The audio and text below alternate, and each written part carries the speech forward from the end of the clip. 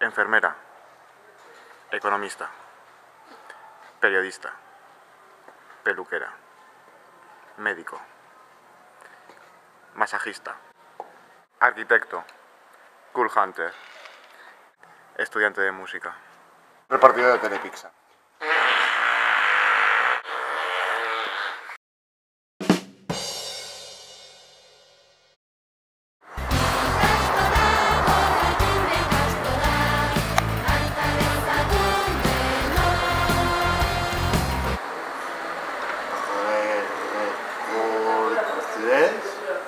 En la educación.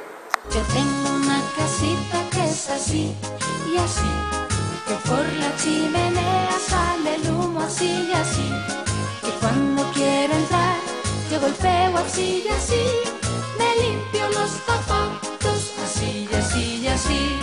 Yo tengo una casita que es así y así, que por la chimenea sale el humo así y así.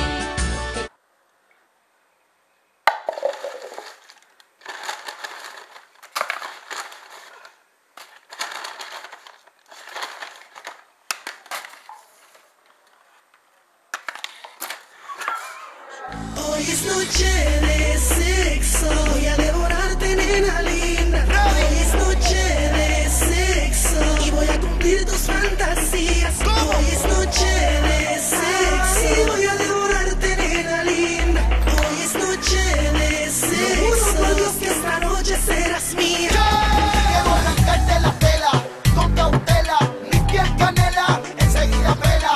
Ella es la protagonista de mi novela, mi Cinderella conmigo es que vuela. Vuelve a casa, vuelve.